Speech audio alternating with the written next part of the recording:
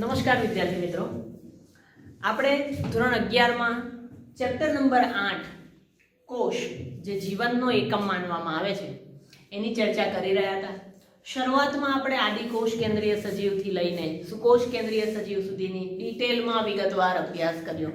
બંને વચ્ચે રહેલા મુખ્ય ભેદોને પણ ઓળખ્યા અને છેલ્લે આપણે આદિકોષ કેન્દ્રીય સજીવો વિશે ભણ્યા. ત્યારે ખબર પડી આપણને કે આદિકોષ કેન્દ્રીય અને સુકોષ કેન્દ્રીય સજીવો વચ્ચે એક જ સામ્યતા હતી, એ હતી રિબોઝોમ્સ. એટલે આપણે આદિકોષ કેન્દ્રીય સજીવનો જ્યારે અભ્યાસ કર્યો ત્યારે એની સાથે આપણે એની એક અંગિકા રિબોઝોમ વિશે આપણે ભણ્યા હતા. બરાબર, એની સાથે આદિકોષ કેન્દ્રીય સજીવનો અભ્યાસ પૂર્ણ થાય અને આપણે જે સ્ટાર્ટ કર્યો છે સુકોષ કેન્દ્રીય સજીવો. બરાબર, સુકોષ કેન્દ્રીય સજીવો કોને કહેવાય? તો સુકોષ કેન્દ્રીય કોષ કે જે કોષ કેન્દ્રની આજુબાજુ પટલમય રચના આવરણ ધરાવતા હોય એને આપણે સુકોષ કેન્દ્રીય કોષ કહીએ છીએ. અને સુકોષ કેન્દ્રીય કોષની દરેક અંગિકાનો આપણે વિગતવાર અભ્યાસ કરવાનો છે, જેમાં આપણે બહુ જ સારી રીતે આની પહેલાના લેક્ચરમાં કોષ રસ પટલ અને એનું ફ્લુઇડ મોઝેઇક મોડેલ વિશે આપણે ભણ્યા હતા. તો હવે આપણે આજના ટોપિકની શરૂઆત કરીએ. તો આજનો જે ટોપિક છે આપણો, એનું નામ છે કોષ દિવાલ. બરાબર, આપણા ટોપિકનું નામ છે કોષ દિવાલ. બરાબર, તો મોટા ભાગની જે ફૂગ છે અને વનસ્પતિ, મોટા ભાગની ફૂગ અને વનસ્પતિની અંદર જે રસપટલ હોય એની બહાર એક દ્રઢ એટલે કે જાડી મજબૂત એનું રક્ષણ કરતી દિવાલ જેવી એક રચના હોય જેને આપણે કોષ દિવાલ કહીએ છીએ. મિત્રો, આ પોઈન્ટ ધ્યાન આપજો કે કોષ દિવાલ એક નિર્જીવ રચના છે, એને સજીવ રચનામાં કાઉન્ટ કરવાની નથી. એ કોષનું રક્ષણ કરવા માટે રસપટલની બહારની બાજુ ફૂગ અને વનસ્પતિની અંદર ગોઠવાયેલી હોય છે. બરાબર, હવે આ કોષ દિવાલ આપણે સમજ્યા કે રસપટલની બહારની બાજુ આવેલું એક આવરણ છે, નિર્જીવ દ્રઢ આવરણ. તો એની જરૂર શા માટે છે? કોષમાં એનું કાર્ય શું છે? તો કોષને આકાર તથા યાંત્રિક નુકસાન અને ચેપ સામે રક્ષણ આપવાનું જે કાર્ય છે એ આ કોષ દિવાલ કરે છે. બરાબર, સૌથી પહેલા તો કોષનો આકાર જાળવી રાખે છે. બીજું, કોષને બહારથી કંઈ નુકસાન થતું હોય તો એ યાંત્રિક નુકસાન કે ઝાટકા, બરાબર, કે ધક્કા, એની સામે કોષની અંદરની કોઈ બીજી અંગિકાને નુકસાન ન થાય એનું ધ્યાન રાખવાનું કાર્ય છે. અને ત્રીજું, જે એવા કોષ હોય કે રોગગ્રસ્ત થઈ ગયા હોય, જેમ કે આપણે ઉદાહરણ તરીકે લઈ શકીએ કેન્સરગ્રસ્ત રોગના કોષો, જેને આપણે કહીએ છીએ કાર્સિનોજન્સ. તો એવા કાર્સિનોજન્સ જે કેન્સર માટે જવાબદાર છે એ અન્ય સારા અને વૃદ્ધિ પામતા કોષની અંદર ન બેસી જાય એટલે ચેપ સામે રક્ષણ આપવાનું કાર્ય પણ આ કોષ દિવાલ દ્વારા જ થાય છે. ઉપરાંત એનું બીજું કામ છે કે એક કોષને બીજા કોષ સાથે જોડવા માટે પણ કોષ દિવાલ જવાબદાર છે. બરાબર, એક કોષ હોય એને અન્ય કોષની સાથે જોડવાનું કામ પણ કોષ દિવાલ કરે, એટલે કે કોષો વચ્ચેનો સંપર્ક. અને ઇન શોર્ટ આખું આપણે વાક્ય જો એનો સમન્વય કરીએ તો એવું કહેવાય કે કોષ દિવાલ એ ફક્ત કોષનો આકાર, યાંત્રિક નુકસાન કે ચેપ સામે રક્ષણ નથી આપતી, પણ કોષોને કોષો સાથે જોડીને આ કોષનો સર્વાંગી વિકાસ કરવા માટે અને સર્વાંગી રક્ષણ કરવા માટે પણ જવાબદાર આપણે એને માનીએ છીએ. બરાબર, આપણે એને એક એક્ઝામ્પલ સાથે સમજીએ. ઉદાહરણ તરીકે લીલ છે. તો લીલની અંદર, લીલમાં કયા પ્રકારની કોષ દિવાલ હાજર હોય, અથવા તો લીલની અંદર જે કોષ દિવાલ છે એ શેની બનેલી હોય? આપણે કહ્યું ને કે ફૂગ અને વનસ્પતિમાં હોય, તો લીલને આપણે વનસ્પતિમાં કાઉન્ટ કરીએ છીએ. બરાબર, કારણ કે લીલ પ્રકાશ સંશ્લેષણ કરી શકે છે.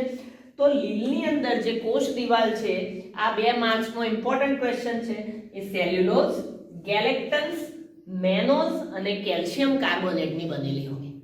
બરાબર, લીલની અંદર કોષ દિવાલ સેલ્યુલોઝ, ગેલેક્ટન્સ, મેનોઝ અને કેલ્શિયમ કાર્બોનેટ, આ 4 ઘટકમાંથી ગમે તેની બનેલી હોય. લીલના ઘણા બધા પ્રકાર છે, એટલે અલગ અલગ પ્રકારમાં અલગ અલગ તત્વોની બનેલી હશે, પણ ઇન શોર્ટ એવું કહેવાય કે સેલ્યુલોઝ, ગેલેક્ટન્સ, મેનોઝ કે કેલ્શિયમ કાર્બોનેટની જ બનેલી હોવી જોઈએ.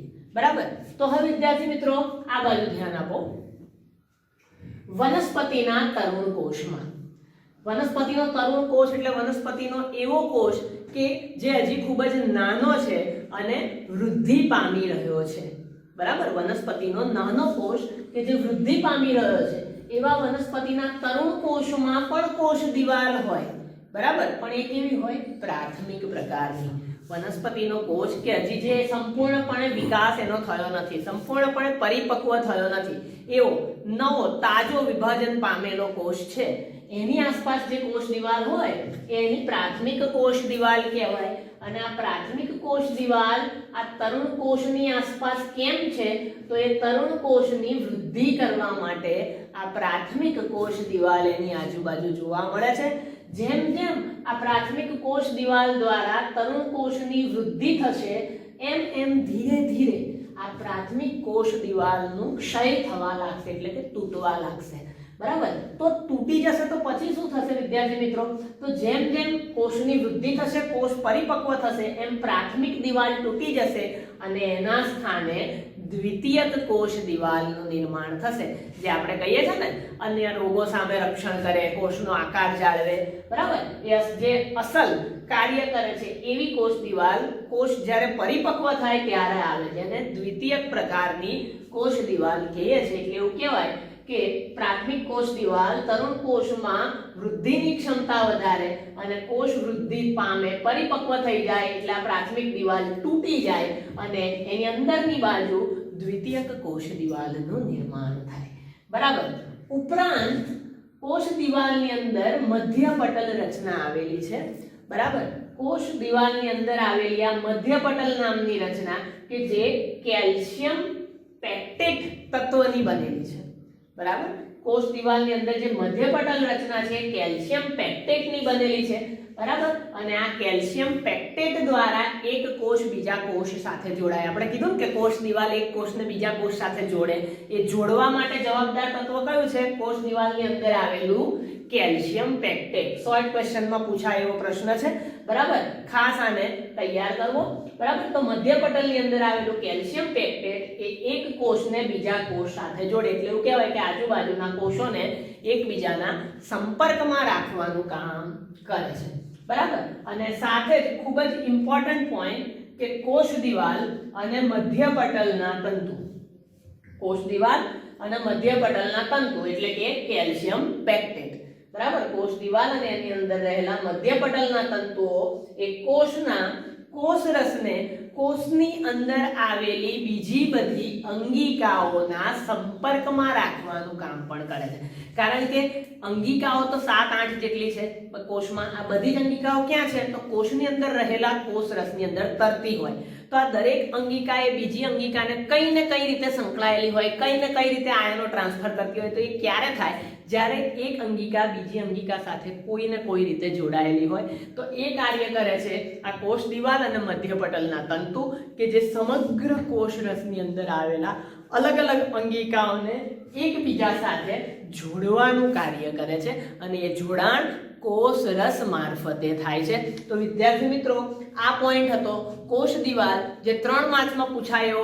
ખૂબ જ સહેલો અને સિમ્પલ ક્વેશ્ચન છે, પણ મોટા ભાગે આમાંથી શોર્ટ પ્રશ્ન જ પૂછાય છે. અને મારો વર્ષોનો અનુભવ કહે છે કે કોષ દિવાલ શેની બનેલી હોય? જે લીલ છે એક પોઈન્ટ, પછી એક આ કેલ્શિયમ પેક્ટેટ વાળો અને પ્રાથમિક અને દ્વિતીયક કોષ દિવાલ કઈ રીતે બને, આવા પ્રશ્નો બોર્ડમાં વધારે પૂછાતા હોય છે, વધારે એન્યુઅલ એક્ઝામમાં પૂછતા હોય છે. એટલે આને ખૂબ જ સારી રીતે અને ડિટેલમાં લખી વાંચીને તૈયાર કરવું. અને જે નોલેજિયન્સ છે બરાબર, એમને આ ફોન નંબર પર મને આના નોટ્સ મોકલવાના રહેશે અને અન્ય શાળાના વિદ્યાર્થી મિત્રો એમના જે તે શિક્ષકને પણ આ કાર્ય કરીને બતાવે.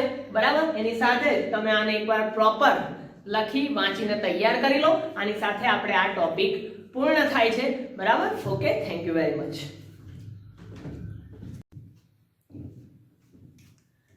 નમસ્કાર વિદ્યાર્થી મિત્રો, ધોરણ 11 બાયોલોજી ચેપ્ટર નંબર 8 કોષ જીવનનો એકમ એટલે જીવન બનાવવા માટે જવાબદાર એકમ કોઈ પણ સજીવનો રચનાત્મક અને ક્રિયાત્મક એકમ કોષ. બરાબર. કોષ પરથી આપણને બે વસ્તુ ધ્યાનમાં આવે, શું કોષ કેન્દ્રીય કોષ, આદિ કોષ કેન્દ્રીય કોષ. અને આદિ કોષ કેન્દ્રીય કોષથી આપણને ખબર પડે કે એની અંદર રિબોઝોમ હોય, જ્યારે સુકોષ કેન્દ્રીય કોષની અંદર આપણને ખબર પડે કે એની અંદર ઘણી બધી પટલમય અંગિકાઓ હોય, જેનો આપણે આની આગળના લેક્ચરમાં વાત કરી હતી, કોષ દિવાલ. કઈ રીતે કોષ દિવાલ એ કોષનું રક્ષણ કરે, એનો આકાર જાળવે અને ચેપ સામે રક્ષણ આપે, એક કોષને અન્ય કોષ સાથે જોડવાનું કામ કરે અને સાથે સાથે જ સમગ્ર અંગિકાઓને એમાં રહેલા કેલ્શિયમ પેક્ટેટની મદદથી કોષ રસ દ્વારા સાંકળી રાખવાનું કામ કરતી હતી. આજના ટોપિકમાં આપણે જેની વાત કરવા જઈ રહ્યા છે એ છે અંતઃકોષ રસજાળ, એન્ડોપ્લાઝમિક રેટિક્યુલમ, ER તરીકે આને આપણે દર્શાવીએ છીએ. બરાબર. અંતઃકોષ રસજાળ, ER, એન્ડોપ્લાઝમિક રેટિક્યુલમ. આ એની આકૃતિ છે. 3 માર્ક્સમાં પૂછાતો આ ક્વેશ્ચન છે, જે આકૃતિ સાથે તમારે સમજાવવાનો રહેશે. આ પ્રકારની એની આકૃતિ તમે ડ્રો કરી શકો, જેમાં તમે જોઈ શકો છો કે કોષ કેન્દ્ર છે, કોષ કેન્દ્ર પટલનું એક છિદ્ર છે અને આ બાજુની બધી લાઈન પર નાના નાના મણકા છે, કણિકા છે. એટલે આ મણકા કણિકા હોવાથી આને કણિકામય અંતઃકોષ રસજાળ કહેવાય છે. અને આ નીચેના ભાગમાં મણકા નથી એટલે મણકા વગરની એટલે કે કણિકા વિહીન અંતઃકોષ રસજાળ કહીએ છીએ. ઇંગ્લિશમાં આને કણિકામય એટલે કે રફ એન્ડોપ્લાઝમિક રેટિક્યુલમ કહેવાય. ખરબચડી, મણકા આવે એટલે ખરબચડો ભાગ થઈ જાય ને, જ્યારે આ કેવો છે, મણકા નથી, લીસો, એટલે આને લીસી અંતઃકોષ રસજાળ એટલે કે સ્મૂથ એન્ડોપ્લાઝમિક રેટિક્યુલમ આપણે કહીએ છીએ. એકને RER કહેવાય છે, એકને SER તરીકે ઓળખીએ છીએ. બરાબર. તો આપણે એની શરૂઆત કરીએ વિદ્યાર્થી મિત્રો. તો ઇલેક્ટ્રોન માઇક્રોસ્કોપમાં જ્યારે અંતઃકોષ રસજાળનો ડિટેલમાં વિગતવાર અભ્યાસ કરવામાં આવે છે, તો જ્યારે ઇલેક્ટ્રોન માઇક્રોસ્કોપમાં કોષ કેન્દ્રીય કોષના સમગ્ર કોષ રસને જોવામાં આવે તો ખબર પડે છે કે સુકોષ કેન્દ્રીય કોષના કોષ રસની અંદર એક નલિકાઓનું જાળું જોવા મળે છે. આખા કોષ રસમાં પથરાયેલું નલિકાઓનું જાળું. આ બધી નલિકાઓ છે, આકૃતિમાં તમે જુઓ છો એ નલિકાઓ.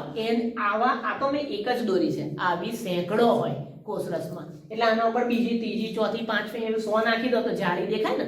તો એ કોષ રસમાં એક નલિકાનું બનેલું જાળું જોવા મળે, જેને આપણે એન્ડોપ્લાઝમિક રેટિક્યુલમ એટલે કે અંતઃકોષ રસજાળ તરીકે ઓળખીએ છીએ. એટલે અંતઃ કારણ કે કોષ રસની અંદરની બાજુ આવેલી છે એટલા માટે. બરાબર.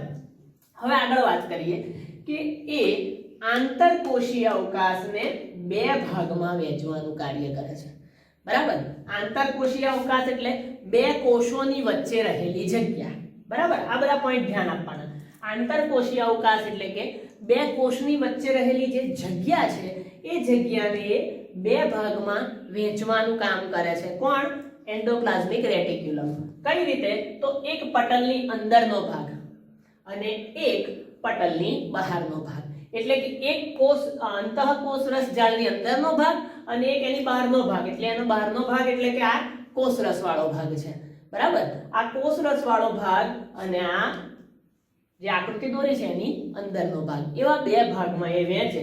અને એમાં મુખ્યત્વે જે રિબોઝોમ છે એ તમે જો બહારની બાજુ આવેલા છે. આ આકૃતિને ધ્યાનથી જો તો હું તમને અહીં આગળ બતાવું કે આકૃતિ જે છે, બરાબર, આ એની નલિકાઓ છે. તો દરેક ગ્રીન કલરના નાના ગોળ મણકા મૂક્યા છે એ મેં બહાર જ મૂક્યા છે. ક્યાંય અંદરની બાજુ મૂક્યા છે?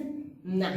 એટલે એવું કહેવાય કે જે 2 ભાગ પાડ્યા ને, એક અંદરનો અને એક બહારનો, તો બહારની બાજુ રિબોઝોમ છે, અંદરની બાજુ રિબોઝોમ છે નહીં. બરાબર. એટલે અહીં આગળ લખ્યું છે કે મુખ્યત્વે જે રિબોઝોમ છે એ બહારની બાજુ જોવા મળે. અને બહારની બાજુ રિબોઝોમ આવેલા હોવાથી એ બહારનો ભાગ કેવો દેખાય? ખરબચડો. એટલે એને ખરબચડી અથવા તો કણિકામય અંતઃકોષ રસજાળ કહીએ છીએ. ઇંગ્લિશમાં એને રફ એન્ડોપ્લાઝમિક રેટિક્યુલમ, RER કહીએ છીએ. બરાબર. અને ઘણી જગ્યા એવી છે કે જ્યાં આગળ આ મણકા નથી, જ્યાં આગળ આ રિબોઝોમ નથી, તો એ જગ્યા કેવી છે? લીસી. ત્યાં આગળ કોઈ પણ જાતના ખાડા છે નહીં, લીસી. એટલે એને આપણે કહીએ છીએ સ્મૂથ એન્ડોપ્લાઝમિક રેટિક્યુલમ, SER. મણકા હોય તો રફ કહેવાય, ખરબચડી અંતઃકોષ રસજાળ. બરાબર. હવે આપણને તો ખબર પડી કે રિબોઝોમ છે તો ખરબચડી, નથી તો લીસી. હવે એનું કામ શું? આ રિબોઝોમ કેમ છે? બરાબર, નથી તો કોઈ પ્રશ્ન જ નથી, પણ છે તો કેમ છે, શું કરવા માટે? તો રિબોઝોમનું સૌથી ઇમ્પોર્ટન્ટ કાર્ય છે પ્રોટીન સંશ્લેષણ, એટલે કે રિબોઝોમ પ્રોટીન બનાવવા માટે જવાબદાર છે, બરાબર. રિબોઝોમ નહીં હોય તો પ્રોટીન બનશે નહીં, કારણ કે આ રિબોઝોમ જે છે mRNA દ્વારા પ્રોટીન બનાવવા માટેના સંકેતો લઈ આવે છે અને નવું પ્રોટીન બનાવવાનું કામ કરે છે, જેને આપણે ટ્રાન્સલેશન તરીકે ઓળખીએ છીએ. 12મા ધોરણમાં તમારે વિગતવાર એનો અભ્યાસ આવશે. હવે બીજું, રિબોઝોમ એક પ્રોટીનનું કામ કરે છે બનાવવાનું, અને બીજું છે સ્ત્રાવમાં ભાગ લે છે, બરાબર. અમુક રિબોઝોમ એવા હશે કે કોષમાંથી કંઈક વસ્તુનો સ્ત્રાવ કરાવવા માટે પણ જવાબદાર છે. આ રિબોઝોમ જે ક્યાં છે?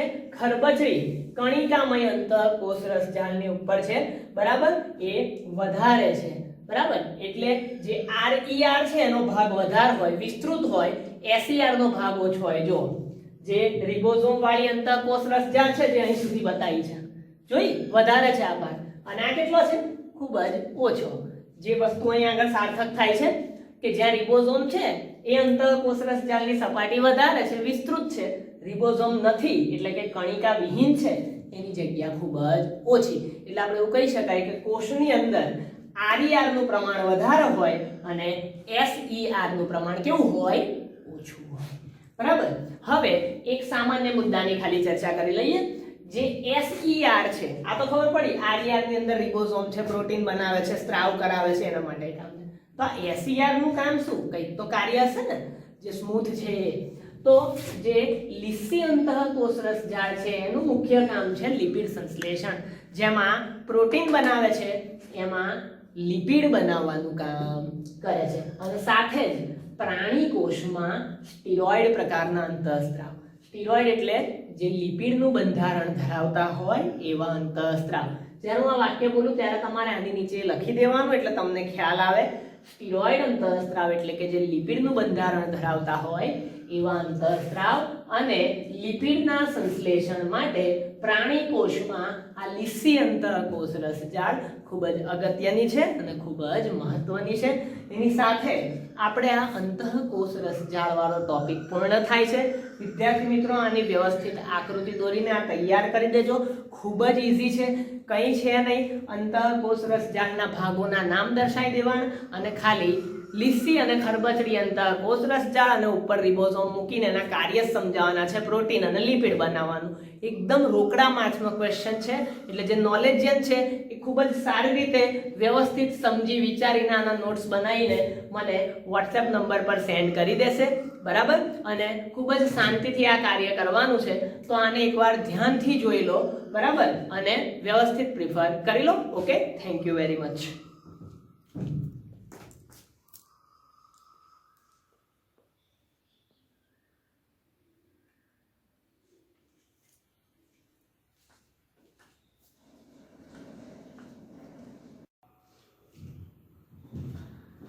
નમસ્કાર વિદ્યાર્થી મિત્રો, ધોરણ 11 બાયોલોજી વિષય ચેપ્ટર નંબર 8 કોષ જીવનનો એકમ, બરાબર, સજીવનો રચનાત્મક અને ક્રિયાત્મક એકમ. તો આ કોષ જીવનનો એકમ ચેપ્ટરમાં આપણે કોષ કેન્દ્રી સજીવોની અંદર વિગતવાર એની દરેક અંગિકાઓનો અભ્યાસ કરી રહ્યા છે. તો આની પહેલાના લેક્ચરમાં આપણે વાત કરી અંતઃકોષ રસજાળ. આ અંતઃકોષ રસજાળ મુખ્ય બે પ્રકારની હતી, ખરબચડી અને લીસી. ખરબચડી એટલા માટે હતી કારણ કે ત્યાં રિબોઝોમ્સ હાજર હતા અને રિબોઝોમ પ્રોટીનનું સંશ્લેષણ કરવા માટે જવાબદાર હતા, જ્યારે લીસી અંતઃકોષ રસજાળ ત્યાં આગળ લિપિડનું સંશ્લેષણ કરવા માટે જવાબદાર હતી. ખૂબ જ સહેલો 3 માર્કનો પ્રશ્ન આપણે ભણ્યા. આજના આ લેક્ચરમાં આપણે જેની વાત કરવા જઈ રહ્યા છીએ એ છે ગોલ્ગી કાય, જેને ગોલ્ગી પ્રસાધન અથવા ગોલ્ગી સંકુલ તરીકે પણ ઓળખવામાં આવે છે. આ એની આકૃતિ છે, ખૂબ જ સહેલી છે, કઈ જાતનું આની અંદર વચ્ચે સ્ટ્રક્ચર છે નહીં, ખાલી સિસ્ટરની બતાવવાની છે. વોટ ઇઝ સિસ્ટરની? આ સિસ્ટરની શું છે? તો સિસ્ટરની એટલે નલિકાઓ, નાની પાતળી નલિકા જે વળાંક લઈને એકબીજા પર એકની પર એક સમાંતર રીતે ગોઠવાયેલી છે. એવી નાની નાની નલિકાઓને સિસ્ટરની તરીકે ઓળખવામાં આવે છે. એના દ્વારા જે રચના બને એને આપણે ગોલ્ગી કાય અથવા ગોલ્ગી પ્રસાધન કે ગોલ્ગી સંકુલ તરીકે પણ ઓળખીએ છીએ. કેમ એને ગોલ્ગી કાય કહીએ છીએ એની વાત કરીએ વિદ્યાર્થી મિત્રો તો એ ધ્યાન આપજો ઈસવીસન 1898 વૈજ્ઞાનિક કેમિલો ગોલ્ગી નામના વૈજ્ઞાનિકે કોષ કેન્દ્રની નજીક એક જાડી અભિરંજિત એટલે કે અલગ રંગ ધરાવતી જાળી જોઈ. બરાબર. ઈસવીસન 1898 માં કેમિલો ગોલ્ગીએ જ્યારે કોષ કેન્દ્રી કોષનો અભ્યાસ કર્યો માઇક્રોસ્કોપમાં ત્યારે એને ખબર પડી કે આ જે કોષ કેન્દ્ર છે સુવિકસિત એની નજીક એક વિશિષ્ટ પ્રકારનું ઘટ અભિરંજિત જાળીનું બનેલું એક આવરણ છે જેને આ વૈજ્ઞાનિકની મૃત્યુ પછી ગોલ્ગીકાય નામ આપવામાં આવ્યું. કારણ કે સૌપ્રથમ એના વિશેની માહિતી કેમિલો ગોલ્ગીએ આપી હતી. એટલે જ્યારે મૃત્યુ પામ્યા ત્યારે એમના માનમાં આ રચનાને ગોલ્ગીકાય અથવા ગોલ્ગી બોડી તરીકે ઓળખાય. બરાબર. આ ગોલ્ગીકાયમાં શું હતું તો તેમાં ઘણી બધી ચપટી કોથળી જેવી રચના હતી છે. ચપટી નલિકા જેવી કોથળી જેવી એક રચના જેને આપણે સિસ્ટર્નીઓ તરીકે ઓળખીએ છીએ. જે ઓલરેડી આપણે આકૃતિને ડિસ્ક્રાઇબ કરી ત્યારે વાત કરી દીધી. બરાબર. આ સિસ્ટર્નીનો વ્યાસ કેટલો હોય તો 0.5 માઇક્રોમીટર થી 1 માઇક્રોમીટર. એટલે અડધા માઇક્રોમીટર થી 1 માઇક્રોમીટર એટલે લગભગ જે આપણે પીપીએલઓ ને બધું ભણ્યા હતા. બરાબર. સૌથી નાનામાં નાનો કોષ ને બધા એની આસપાસનું બંધારણ છે. એટલે ખૂબ જ સૂક્ષ્મ રચના આપણે એને કહી શકીએ. આ બધા શોર્ટ ક્વેશ્ચન એમસીક્યુ ખાલી જગ્યા માટેના ક્વેશ્ચન છે, મુદ્દાઓ છે. બરાબર. બધી નલિકા સમાંતર ગોઠવાય અને થપ્પી જેવી રચના બનાવ્યો છે. બધી જ નલિકા એકબીજાની સમાંતર ગોઠવાયેલી છે, એકની પર એક, બીજી, ત્રીજી, ચોથી, પાંચમી. એટલે દરેક નલિકા અથવા દરેક સિસ્ટરની એકબીજા પર સમાંતર રીતે ગોઠવાશે અને થપ્પી જેવી એક રચના બનાવે જે આખી રચનાને આપણે ગોલ્ગીકાય અથવા ગોલ્ગી સંકુલ અથવા ગોલ્ગી પ્રસાધન તરીકે ઓળખીએ છીએ. બરાબર વિદ્યાર્થી મિત્રો. હવે આ બાજુ આપણે વાત કરીએ કે આ જે ગોલ્ગીકાય છે એની અંદર ઘણી બધી નલિકા છે, ઘણી બધી સિસ્ટરની છે. તો અલગ અલગ કોષોમાં અલગ અલગ પ્રકારની સિસ્ટરની હોય. સિસ્ટરની થપ્પીઓ પણ અલગ પ્રકારની હોય, એની સંખ્યા પણ અલગ પ્રકારની હોય. આ ગોલ્ગીકાય ક્યાં હોય તો કોષ કેન્દ્રની નજીક હોય. જે સૌપ્રથમ કેમિલો ગોલ્ગીએ કહી દીધું કે કોષ કેન્દ્રની નજીક એને એક અભિરંજિત ઘટ રચના જોઈ હતી.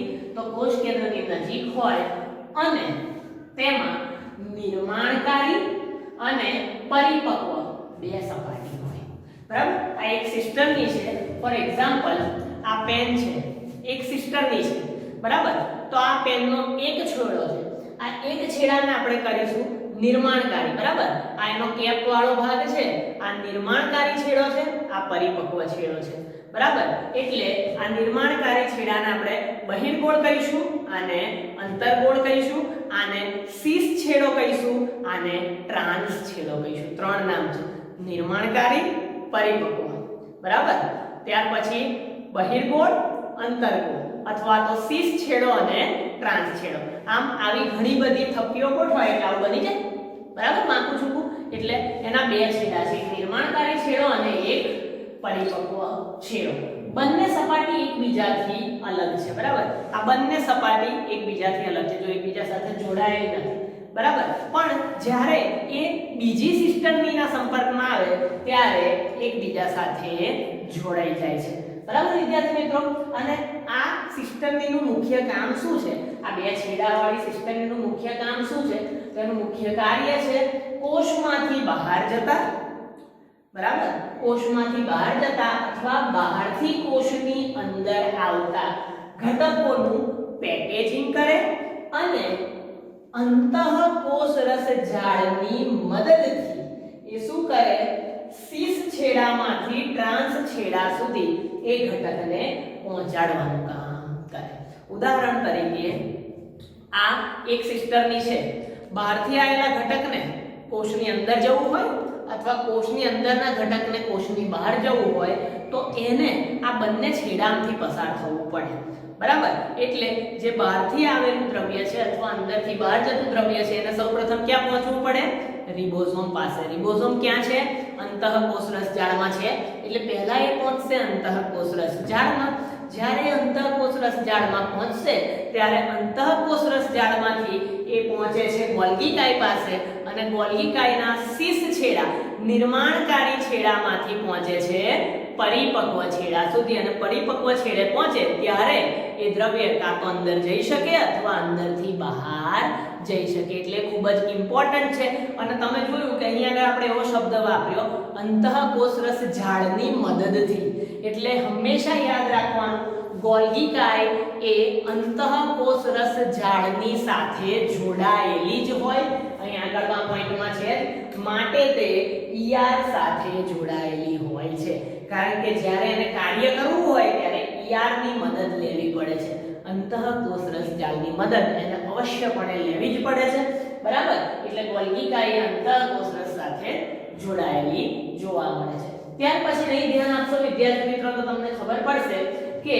પ્રોટીન સંશ્લેષણ કે જે રિબોસોમ કરે છે અને રિબોસોમ ક્યાં આવેલા છે એન્ડોપ્લાઝમિક રેટિક્યુલમ એટલે કે અંતઃકોષ રસજાળ પર અને અંતઃકોષ રસજાળનું જો એ હેલ્પ લેશે તો જ આ દ્રવ્યો શીર્ષ છેડામાંથી ટ્રાન્સ છેડા નિર્માણકારી છેડામાંથી પરિપક્વ છેડા સુધી પહોંચી શકે એટલે ઓબ્વિયસલી છે કે ER સાથે જોડાયેલી હોવી જોઈએ ત્યાર પછી ગોલ્ગી કાય એ ગ્લાયકોલિપિડ અને ગ્લાયકોપ્રોટીનનું નિર્માણ કરવા માટે પણ જવાબદાર છે અને ગ્લાયકોપ્રોટીન અને ગ્લાયકોલિપિડ આ બંને શું છે એ સમજી લઈએ ગ્લાયકોલિપિડ એટલે લિપિડ પણ એની સાથે આવેલો હોય કોઈ પણ કાર્બોદિત એટલે કે શર્કરા વત્તા લિપિડ ગ્લાયકોલિપિડ અને શર્કરા વત્તા પ્રોટીન એટલે કે ગ્લાયકોપ્રોટીન તો આ બંને બનાવવા માટે પણ જગ્યા અને કાર્ય કરવાનું કામ પણ ગોલ્ગી કાય કરે છે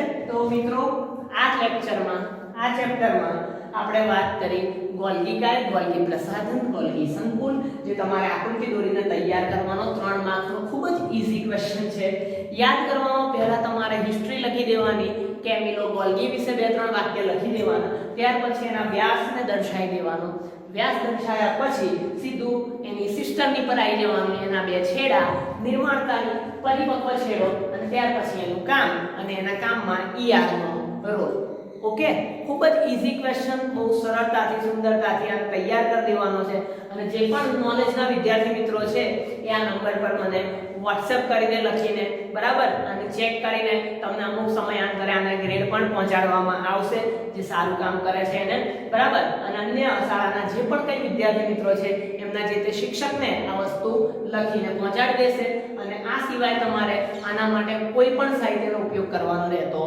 નથી અને બોર્ડની પરીક્ષા તેમજ કોમ્પિટિટિવ એક્ઝામ માટે પણ આ જ ટોપિક તૈયાર કરવાનો છે okay thank you very much